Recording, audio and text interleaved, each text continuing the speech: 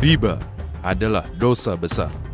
Tidak ada satu dalil pun menyangkal dan tidak ada satu ulama pun tidak sepakat akan hal ini.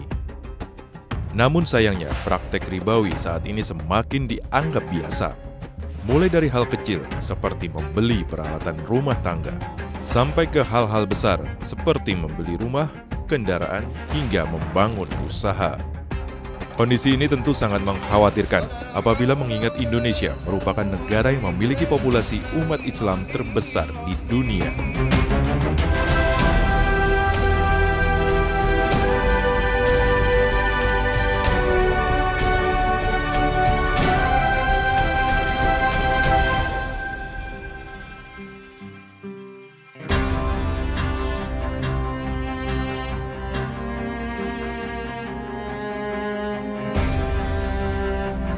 Riba secara bahasa bermakna ziyadah atau tambahan. Pengertian riba secara teknis adalah pengambilan tambahan dari harta pokok atau modal secara batil. Hukumnya adalah haram karena ini merugikan orang lain. Allah Subhanahu wa Ta'ala selalu mengharamkan sesuatu yang batil dan merugikan. Sayangnya, saat ini riba jadi dianggap biasa. Bahkan banyak yang beranggapan tanpa riba dia tidak akan mampu membeli segala kebutuhan hidupnya, semisal rumah dan kendaraan. Padahal ingatlah, sebanyak apapun harta benda yang kita miliki, jika diperoleh dengan cara yang haram atau tercampuri dengan harta hasil riba, hanya akan mengundang bencana dan masalah dalam hidup.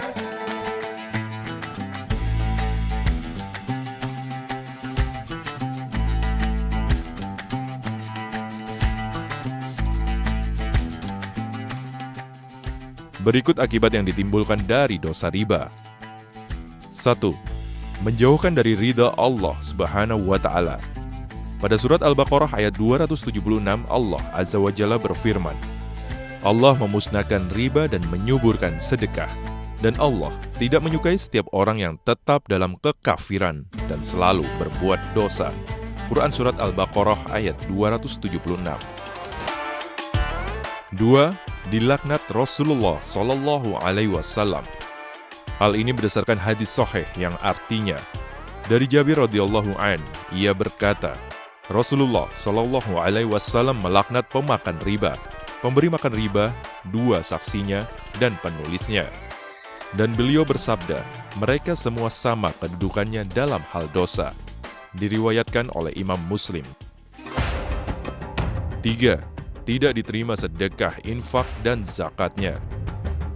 Rasulullah Shallallahu Alaihi Wasallam bersabda, wahai manusia, sesungguhnya Allah itu maha baik dan tidak akan menerima sesuatu kecuali yang baik. Hadis riwayat Muslim dari Abu Hurairah radhiyallahu anhu. 4. Doanya tidak akan didengarkan dan dikabulkan Allah Subhanahu wa Ta'ala. Di dalam hadis yang sahih, Rasulullah Shallallahu Alaihi Wasallam pernah menceritakan bahwa ada seseorang yang melakukan safar atau bepergian jauh, kemudian menengadahkan kedua tangannya ke langit seraya berdoa, wahai Tuhanku, akan tetapi makanan dan minumannya berasal dari yang haram, pakaiannya haram, dan dikenyangkan oleh barang yang haram. Maka bagaimana mungkin doanya akan dikabulkan oleh Allah? Hadis riwayat Muslim. 5. Menyebabkan hati menjadi keras dan berkarat. Allah Ta'ala berfirman dalam surat Al-Mutaffifin ayat 14. Sekali-kali tidak demikian. Sebenarnya apa yang selalu mereka usahakan itu menutupi hati mereka. 6. Mengundang azab. Dari Ibnu Abbas radhiyallahu an, Rasulullah Shallallahu Alaihi Wasallam bersabda, apabila telah marak perzinaan dan praktik ribawi di suatu negeri, maka sungguh penduduk negeri tersebut telah menghalalkan diri mereka untuk diazab oleh Allah. Hadis riwayat Al-Hakim. 7. Dibangkitkan dalam keadaan seperti orang gila.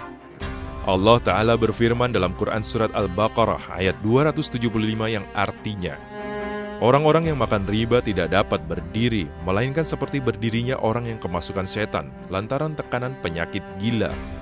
Keadaan mereka yang demikian itu adalah disebabkan mereka berkata, Sesungguhnya, jual beli itu sama dengan riba.